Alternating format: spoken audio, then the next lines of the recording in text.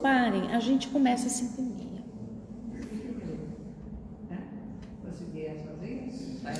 Ok. Então, boa noite a todos que estão nos acompanhando em casa. Muito obrigada pela presença e boa noite aqui a todos os presentes.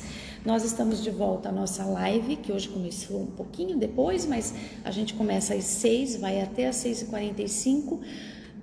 Das 5:45 até às 6 a gente tem um encontro pessoal de uma conversa terapêutica aqui, são todos convidados, e fazendo parte da live, da palestra, da conversa terapêutica, a gente tem a possibilidade do tratamento com os florais de Bach, que nós indicamos e que a farmácia da casa faz.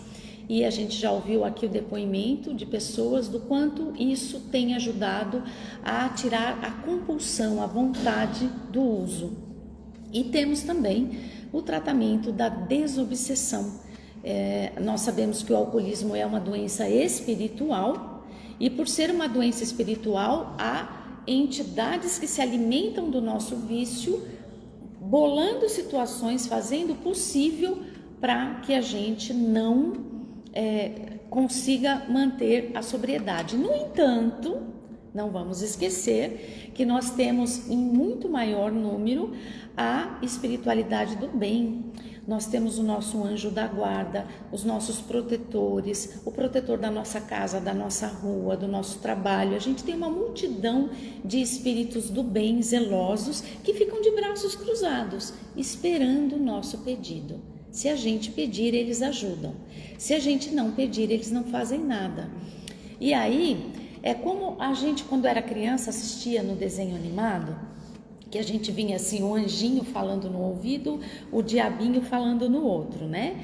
E, na verdade, ambos, tanto bem quanto mal, são obrigados a obedecer uma lei só, que é a lei de Deus, que é a lei do livre-arbítrio. Então, se você pede ajuda, o teu anjo fala assim para o espírito das trevas: cai fora, ele usou o livre-arbítrio dele, ele me chamou, é meu território. É bem isso, viu, gente? Aí o cara tem que ir embora. O chefe lá dele fala: você é obrigado, isso aqui é lei, a gente tem que obedecer a lei. Você é obrigado. Agora, se a gente não pede ajuda, é o contrário. Os trevosos falam para os nossos anjos da guarda: cai fora, aqui ó, a lei aqui é essa, ele não pediu, o território é nosso. É bem isso, viu? Parece uma coisa infantil, engraçadinha, mas é isso que acontece quando a gente lê os livros, as psicografias, principalmente da Vera Lúcia Mezensé, que ela tem ali no Voo da Gaivota, uma cena que conta exatamente isso. Os espíritos trevosos, eles estão do lado. Teve um tiroteio na favela. Tem uma cena desse livro que é isso. Teve um tiroteio na favela e morreu um monte de bandido, mas morreu um moço trabalhador. Então, os bandidos, que quando eles foram desligados do corpo, imediatamente os trevosos tomaram conta deles. Enfim, de uma forma bem truculenta. Mas aquele moço trabalhador, ele tinha merecimento. Então, ele estava amparado pelos anjos da luz. E aí, os trevosos diziam assim: pega logo o que é teu e some daqui, que esse território é nosso. Mas eles não chegavam perto, eles tinham que ficar esperando. Esperando o quê? Os espíritos da luz irem lá desligar suavemente o rapaz do corpo dele, porque a gente tem um cordão fluídico, e se desligam a gente com brutalidade, como os trevosos desligaram os bandidos que morreram, a gente cria um trauma muito grande, uma dor muito grande. Então eles tinham que desligar o corpo calmamente e recolher o espírito do rapaz para levar para uma colônia, para uma cidade espiritual. E os trevosos falavam: sai logo daqui, mas eles ficavam longe, eles sabiam que eles não podiam. Mas quem mandou? Eles sabem. O mal sabe mais de hierarquia do que a gente. Eles sabem direitinho até onde eles podem ir, o que eles podem fazer. E muitas vezes a gente não. E eles usam da nossa ignorância para dominar a gente. Porque na hora que a gente vê que a tentação está chegando, não precisa rezar um Pai Nosso inteiro, não dá tempo. Eu reconheço que não dá tempo. Senhor, me ajuda agora, me ajuda agora. Seja por mim, vai à minha frente, Senhor. Uma frase qualquer, a ajuda vem. A latinha de cerveja cai, já alguém chama, no seu pé, alguma coisa ali pega fogo, que vai todo mundo acudir, você cai em si, alguma coisa acontece. Então o nosso combinado é que vocês podem me interromper a qualquer momento para falar uma reflexão, uma pergunta, um comentário, só que eu peço que vocês venham aqui para quem está em casa poder ouvir. Até agora, alguém gostaria de comentar alguma coisa? Não? Eu interrompi porque a conversa estava ótima, mas eu tive que interromper para começar. Podemos seguir? Desculpa. Então vamos lá. Olha, no capítulo de hoje do livro azul do Bill W., que foi quem criou a Irmandade de Alcoólicos Anônimos, ele fala, nós chegamos na parte do surgimento da Irmandade, que foi na cidade de Ohio, nos Estados Unidos, em 1935.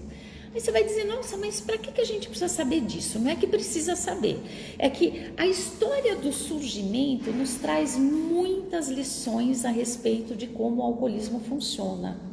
Então é muito interessante porque a gente fica com seja bem-vinda, a gente fica com uma bagagem para poder falar, não, é assim mesmo que funciona. Você vê a tranquilidade? A pessoa relata uma situação difícil, se sentindo arrasada, você fala, você não é o primeiro, não vai ser o único, a doença funciona desse jeito, vamos embora, vamos continuar. Então, o que aconteceu? Na verdade, o Bill, que foi o fundador, ele estava, depois de uma vida inteira bebendo que nem louco, ele teve um despertar espiritual e conseguiu ficar 6 meses sem beber. E ele era vendedor. Primeiro ele era um cara da Bolsa de Valores de Nova York, super rico, perdeu tudo, virou vendedor. E a empresa tinha mandado ele para a cidade de Ohio para vender lá alguma coisa, e ele estava fechando um negócio, estava numa dificuldade financeira imensa, e nos últimos 5 minutos de fechar o negócio deu errado. Deu errado, foi uma contenda jurídica que se arrastou por anos. Ele estava praticamente desempregado, sem esse negócio que ia salvar a vida dele, 6 meses de sobriedade, sozinho numa cidade estranha, com um sentimento de fracasso, que é um gatilho terrível. O sentimento de fracasso a gente não deve cultivar, porque ele é um gatilho terrível para você recair, para você ir lá e fazer. Porque assim, já perdi mesmo, por 1000, você vai lá e bebe, ou usa, né? A gente sabe também que o problema do alcoolismo, mesmo para quem tem problemas mais com a dependência química, o problema é que o alcoolismo ele é porta de entrada para as drogas. Então muitas vezes a pessoa não está pensando em usar, mas bebeu, vai lá e usa. Então a gente chama de alcoolismo cruzado, é quando se faz uso das duas coisas. Então o Bill, ele tinha ali naquele momento sentimento de fracasso, tudo deu errado, tinha tudo para beber, 6 meses de abstenção sem beber. E aí ele desce do quarto dele lá para o hall do hotel e ouve música, drinks, pessoas bebendo. Ele vai lá e pensa, 3 doses. Então, para o alcoólico, 1 dose é muita e 1000 não são suficientes. Por quê? A gente já falou isso aqui. Alguém tem uma ideia do porquê ele não poderia tomar nem meio gole? Por quê? Porque a dependência ia voltar, porque a doença é compulsiva. Até um bombom, né? Com licor. Até um bombom com licor. Exato. Porque a doença é compulsiva. Então eu e você não temos problema com a doença. A gente vai lá no Natal, toma uma champanhe. A gente para. Não quer mais um? Não. Meio copo tá para lá de bom, meia taça. O alcoólico, ele tem uma enzima que não consegue parar, ele continua, então não pode ter o primeiro gole. Não é assim, aquela pessoa é fraca, ela não consegue se controlar. Não, ela é doente. E a doença dela é compulsiva e ela não pode pôr nem um licor de bombom, nem um bombom de licor na boca, certo? Então, ele falou assim, se eu for lá eu vou recair.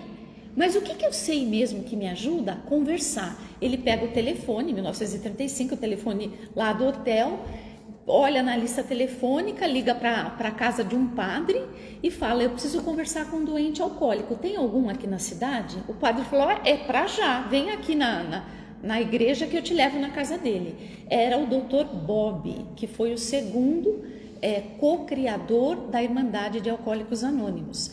Então o Dr. Bob, ele bebia há anos, ele era um médico muito bom, mas ele já estava desenvolvendo delirium tremens, que ele acordava de manhã tremendo e ele só parava de tremer se ele bebesse. E ele tinha a ilusão de achar que as pessoas não sabiam, porque isso aqui inclusive é uma coisa que se chama ilusão alcoólica.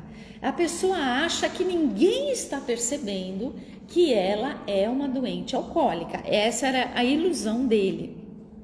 E ele pega e ele tá lá na casa dele, bêbado, a esposa doente, os filhos doentes, um monte de conta para pagar. O padre da cidade leva o Bill W para a casa desse médico, do Dr. Bob.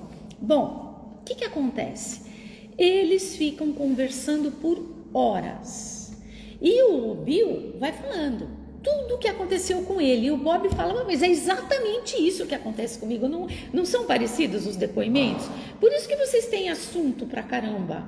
Tudo que acontece com um, acontece com o outro. Você fala, não, mas você tá igualzinho. É claro, é assim que a doença se manifesta. Percebe? Então, quando ele começa a ouvir o Dr. Bob, o Bill W, contando tudo o que aconteceu, ele começa a se identificar e ele se dá conta de que ele precisa desesperadamente parar de beber. E ele fala assim, bom, eu vou parar. De fato, ele consegue parar de beber por algumas semanas, mas depois ele vai lá e toma o pior porre da vida dele. Mas ele toma um porre tão grande que ele acorda, ele cai em si, ele está em outra cidade e ele não sabe como voltar para casa, ele não sabe que cidade é essa, são os apagões alcoólicos.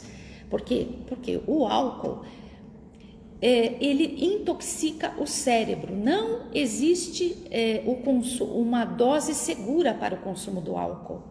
Isso que se fala, um cálice de vinho à noite é bom para o coração, é mentira. Não existe uma dose segura para o álcool. Então ele vai intoxicando a mente. Tanto é que hoje a medicina já sabe que muitos pacientes com Alzheimer, a maioria deles tomavam um drink todos os dias, ou na hora do jantar, ou na hora do almoço, ou nos dois. E morre com Alzheimer. Acabamos de ter um depoimento. É por isso que eu adoro. Pronto. Não é para abrir o apetite. Então, tá bom, morre com Alzheimer. Então, porque o Alzheimer, ele deteriora, o álcool, ele intoxica de tal forma o sistema nervoso central, estômago, fígado, que ele vai deteriorando e aí perde neurônio, a pessoa perde a memória, não lembra quem é, perde controle de esfíncter, perde tudo, vai perdendo movimento, vai perdendo tudo, certo? Então, ele falou assim, não, eu preciso parar de beber. Depois desse porre, o Bill W foi lá, soube que ele estava naquela cidade, trouxe ele para casa e falou assim, olha, você já sabe qual é o caminho. Se você quiser, conta com a gente. Se você não quiser, vê aí o que você vai fazer da tua vida. Aqui é liberdade. E aí o Dr. Bob, ele parou de beber definitivamente. Olha, ele percebeu que teria que encarar os seus problemas de frente e ele falou, eu nunca mais vou beber. Ele nunca mais bebeu. Mas teve duas coisas que ele fez. Ele ia todos os dias nas reuniões, que tinha reuniões que nem essas, todos os dias na casa do Bill. E eles iam. Por quê? Porque, olha, é a mesma coisa. Eles não iam para o bar toda noite? Então, eles iam agora para a reunião toda noite. Aí, às vezes as esposas até reclamavam, mas você não sai daquela reunião? Tá, mas lembra, ele é doente, o que você prefere? O bar ou a reunião? Vamos combinar, né? O que é melhor? Então, aí elas, na verdade, as esposas começaram a fazer uma reunião para elas, que depois se transformou no Al-Anon, que existe até hoje, é para os parentes do doente alcoólico. E aí eles ensinam várias estratégias de como lidar com o doente alcoólico. É maravilhoso, viu? Aí, o que aconteceu? O Dr. Bob, ele fez isso, ele ia nas reuniões, mas ele fez mais uma coisa. Ele resolveu bater na porta de todo mundo que ele tinha xingado, que ele tinha ofendido, que ele tinha emprestado dinheiro e ele nem lembrava. E todo mundo que ele pisou na bola, ele foi morrendo de medo, mas ele batia na porta e falava assim, olha, o que eu fiz mesmo para você? Porque ele não lembrava. A pessoa contava, alguns enxotavam ele, outros admiravam, recebiam ele de braços abertos, porque, gente, vamos combinar. Uma pessoa, existe alguma coisa mais moralmente impactante do que uma pessoa verdadeiramente buscando uma regeneração? Dizer assim, eu fiz, não foi bonito e eu quero parar de fazer e eu estou aqui para parar de fazer. Isso tem uma força moral fora de série. Então a maior parte das pessoas acolheram, né? E ele, na verdade, ele estava fazendo o 9º passo de Alcoólicos Anônimos, que são 12 passos, um por mês. Ao ano, a gente vive os 12 passos. Naquela época, não tinha os 12 passos ainda, mas sem perceber, ele fez o 9º. O 9º passo é a reparação, mas é só o 9º, porque é muito difícil fazer a reparação no primeiro mês de sobriedade. Você ainda está com aquela névoa da bebida atrapalhando o seu raciocínio, né?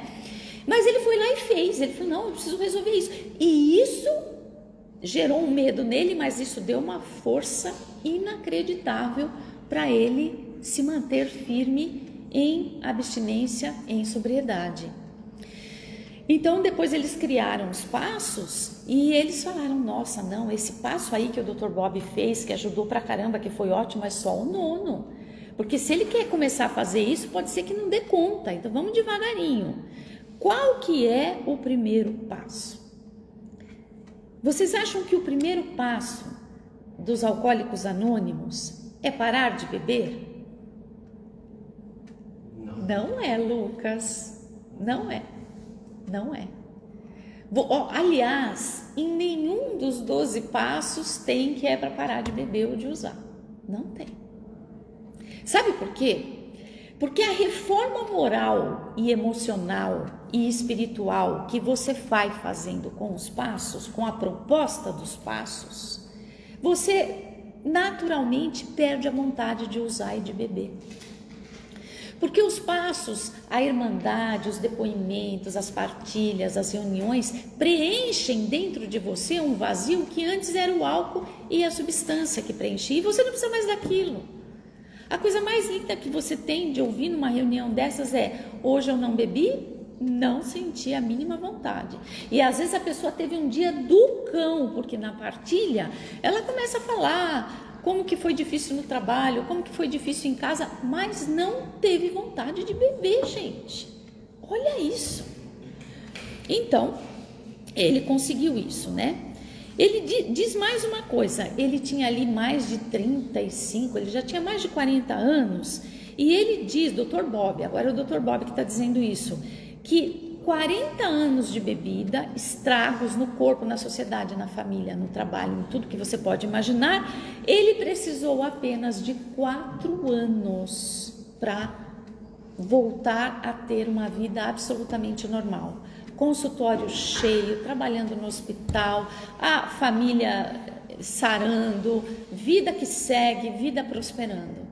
É isso que a gente falou outro dia aqui, dessas pessoas que são doentes alcoólicos ou dependentes químicos, via de regra são pessoas extremamente carismáticas. São pessoas normalmente muito afetivas emocionalmente. São pessoas que se destacam muitas vezes pela inteligência, pela habilidade manual, sabe fazer marcenaria, sabe? Né? As mulheres pintam lá, a gente vê lá nos encontros femininos o que essas meninas fazem. Então você fala assim, nossa, que talento desperdiçado. Não é, são as referências, toda a falta de educação sobre álcool e drogas que nunca foi dado para nenhum de nós na escola, que quando aparece a substância a gente acha que é legal, quando na verdade a gente deveria ter sido ensinado, como você assistiu nos vídeos, a ser ensinado o quanto essas referências são deletérias, são negativas, né? E aí então o que aconteceu é que ele precisou apenas de 4 anos para refazer a sua vida. Por quê? Porque normalmente essas pessoas são muito carismáticas, muito inteligentes e muito talentosas quando não estão na ativa, quando estão com a doença controlada através do não uso, ou seja, da abstenção. Até aqui, alguém gostaria de falar alguma coisa? Vera, desculpa, eu falei o seu nome. Fala aqui pra gente, aqui pertinho, por favor. Eu fiz tanta força de eu tô bem dolorida.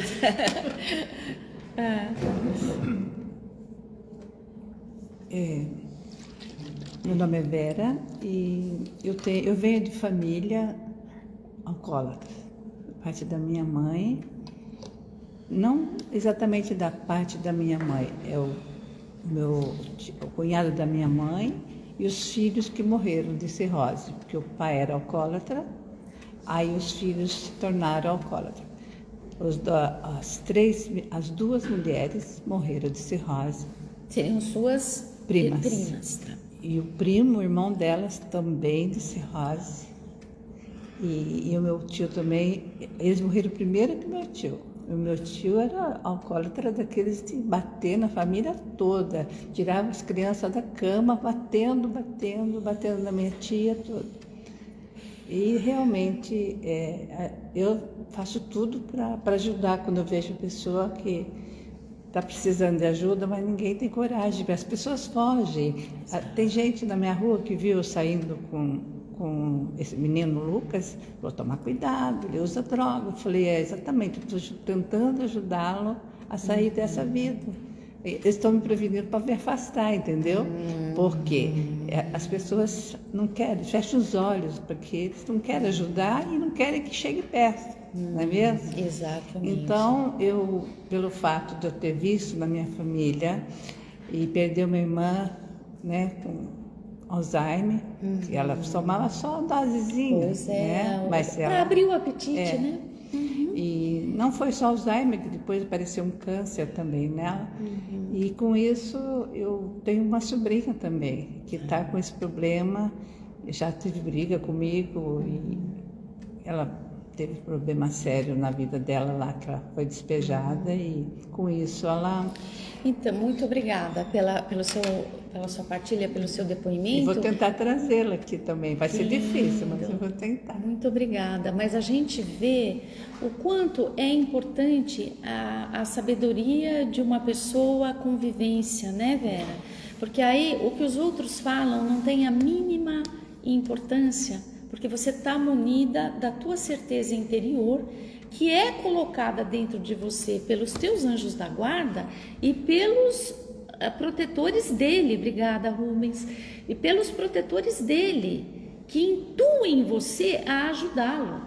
Então quando você sai da tua casa, pega ele e traz para cá, você pensa que é só ele e você na rua, no ônibus, não sei como que vocês chegam aqui, de carro, tem uma multidão de espíritos que querem ajudar ele e que estão te ancorando ao longo da vida e que estão felizes, sorrindo, dizendo assim, olha, ela ouviu a intuição dela, porque a gente foi falando e ela ouviu, e ele quebrantou o coração dele, porque ele podia dizer não, mas ele quebrantou o coração dele. Aliás, aqui hoje deu já um depoimento fortíssimo do como ele teve força de vontade, inclusive recaído, não é para qualquer um. Orgulhe-se disso, viu? Foi muito lindo. Quinta-feira é a prova dos 9. Vamos lá, vamos ver, ó, gente, cenas dos próximos capítulos. A gente quer saber se um assistido vai vir sozinho. Aí depois, semana que vem, a gente conta. Então, é isso. Muito obrigada, viu? Bom, aí, continuando, então. Boa noite, Edu. Você chegou, eu estava falando. É você. Tudo bem? Bom, então, o que acontece? Eles começaram a frequentar a reunião, que era uma coisa muito importante de se fazer por causa disso, né? Porque a gente tem identificação, acolhimento. E eles começaram a seguir os passos. Primeiro passo, admitimos... então eu estava falando dos passos. Primeiro passo, não é você precisa parar de beber, não. Admitimos que éramos impotentes perante o álcool. Só isso, só. Mas você está dizendo que só com esse primeiro passo Exatamente. Porque enquanto você pensar, não, eu me controlo, não, é só hoje, a hora que eu quiser eu paro, você não caiu na real. Mas a hora que você admite que não dá conta, aí então você fez o primeiro passo. Aí você começa a sua sobriedade. E depois o segundo passo, viemos a acreditar que somente um poder superior a nós mesmos poderia nos devolver a sanidade. Então todo mundo que está aqui sabe que existe um poder superior, que os alcoólicos chamam de poder superior e a gente chama de Deus, do nosso Senhor, do nosso Deus Criador, nosso Pai, enfim. E Ele pode nos ajudar, e nos ajuda, hein? E nos ajuda, e a gente tem aqui sempre tantos exemplos. E no terceiro, bom, aí vai indo todos os passos, mas como eu disse para vocês, a reparação que o Bob fez era só um nono. Mas tinha mais uma coisa que eles tinham que fazer, além das reuniões, além de entregar a vida a esse poder superior, que então, a partir daquele momento, dirigiria a vida deles. Esse é o passo. Eles entenderam que o que aconteceu com o Bill W, naquela noite que ele perdeu um negócio lá no hotel e quase que ele voltou a beber, que ele falou assim, não, pelo amor de Deus, eu preciso conversar com outro doente alcoólico, eles perceberam que isso tinha que ser um dos passos, porque isso mantinha o doente alcoólico na sobriedade. Então, eles falaram assim, bom, vamos fazer o seguinte, o Dr. Bob já estava em abstenção, Bill já estava em abstenção, vamos procurar outro doente alcoólico para a gente ajudar, mas um caso feio, esses que o médico, o padre, o pastor fala, esse aí não tem mais jeito. E foram no hospital da cidade, conversaram com o médico falou, olha, a gente tem um advogado aqui, que ele já foi internado nos últimos 6 meses, 8 vezes. Então, algumas internações foram 2 vezes por mês. E que ele precisa ficar no leito com uma camisa de força, porque senão ele destrói tudo, bate em todo mundo, arrebenta o hospital. A gente pode conversar com eles, faz favor, né? Mas cuidado. Estava lá com a camisa de força, eles 2 chegaram. O cara estava com a maior má vontade, fez assim, trejeitos e tal, mas na medida que o Dr. Bob e o Bill começaram a falar, começaram a contar, dar o depoimento, como é que foi o teu dia hoje? Então, acontecia isso, ele começou a acordar e falar assim, nossa, mas é exatamente o que acontece comigo, é desse jeito que acontece comigo. O que aconteceu?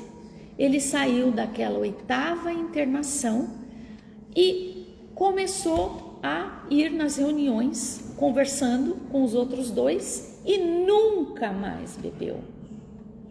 Então, os médicos, eles não entendiam isso. Eles falavam, como que os nossos remédios, o pastor, como que as minhas orações, gente, como que a gente faz tudo isso e não consegue nada? Os caras vão lá, um conversa com o outro, pronto, parei de beber. As esposas não entendiam, os médicos não entendiam, os padres não entendiam.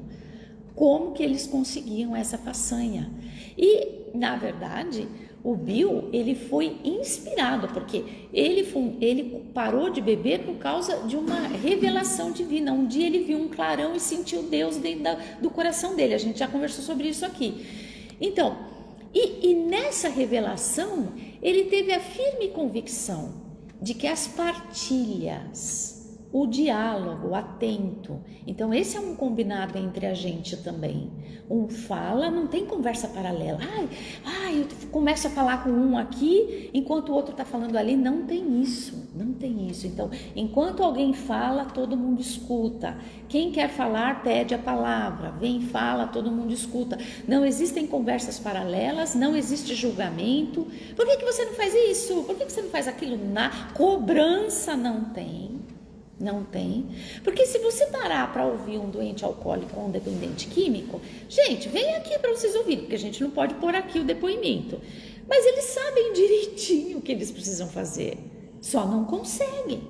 Então não precisa ouvir lição de moral. Você tem que isso, você tem que aquilo. Não, a gente sugere que você venha nas reuniões, a gente sugere que quando der vontade você ore, a gente sugere que você converse com outro camarada que tem o mesmo problema que você. Isso dá uma força imensa para vocês dois manterem a sobriedade, mas a gente sugere, a gente não cobra, a gente não julga e a gente não dá lição de moral, pelo amor, porque isso, óbvio, as pessoas se afastam se a gente fizer isso. Então, eles juntos, esse que estava internado por 8 vezes, doido da cabeça, quando saiu do hospital nunca mais bebeu, Dr. Bob nunca mais bebeu, Bill já estava sem beber há 6 meses, os 3 juntos fundaram a Irmandade de Alcoólicos Anônimos em Ohio, então em 1935, e começaram através das reuniões assim que eles faziam. A gente precisa ter uns passos aqui para orientar a gente, né? Então vamos lá, qual que é o primeiro passo? Parar de beber? Não. É uma doença espiritual, a gente tem que cuidar do espírito de quem está aqui. Então é uma doença emocional, a pessoa tem que se tocar que orgulho não vai rolar. Já sei, então vamos falar que o primeiro passo fala de uma humildade. Eu admiti que eu não dou conta. Se vem do fundo do coração, você pode imaginar o impacto moral positivo que tem isso? É transformador, né? Até aqui, alguém mais gostaria de falar alguma coisa? Algum comentário, alguma coisa que pensou, que queria ventilar aqui? Não?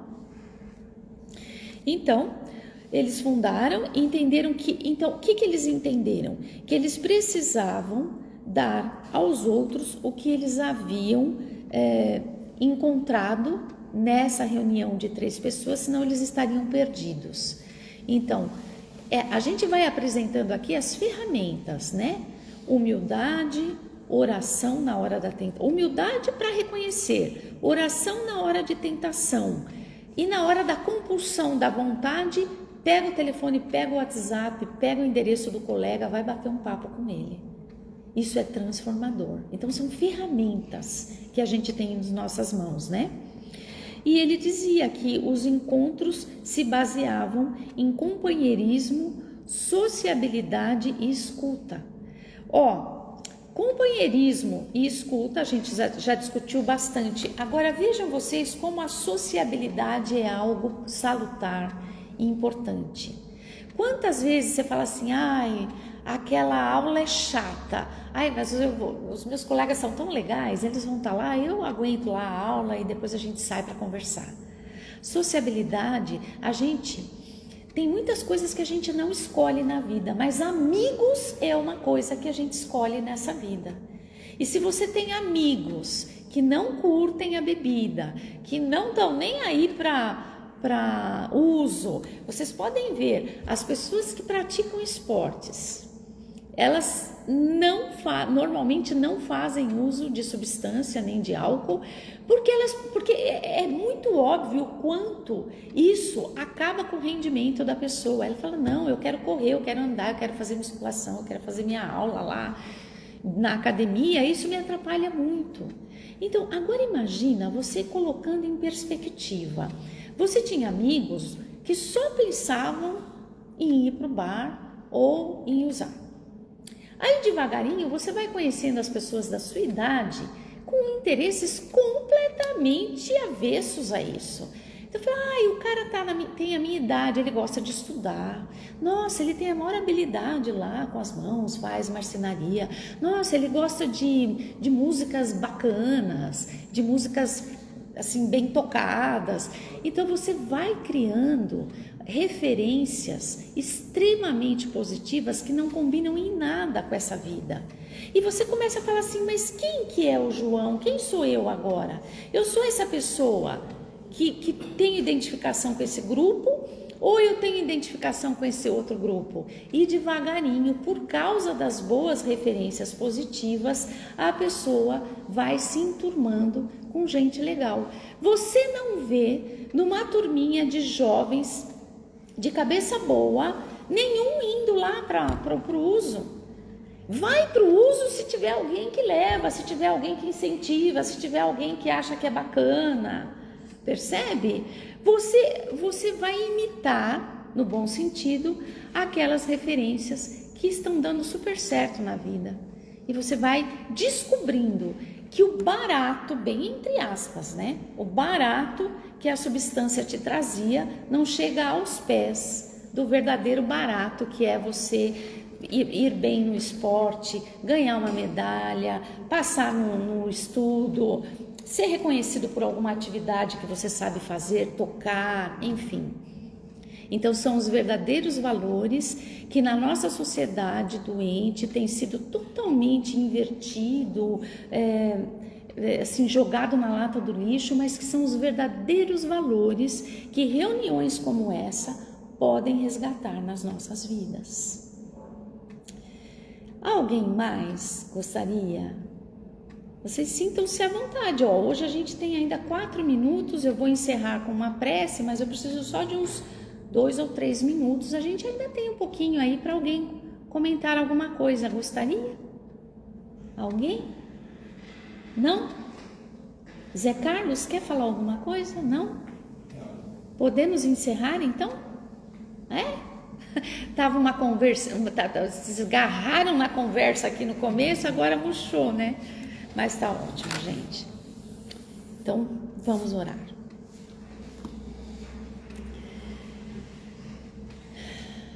Senhor nosso Deus, obrigada pela tua presença no nosso meio. Obrigada pela forma mágica com que o Senhor age na vida de cada um de nós quando nós pedimos. E mesmo nas vezes que não pedimos. Obrigada, Senhor, porque o Senhor tem um caminho preparado para cada um de nós. O Senhor não nos promete falta de desafios. Os desafios virão, mas o Senhor nos garante ombros fortes para carregarmos a carga que precisamos.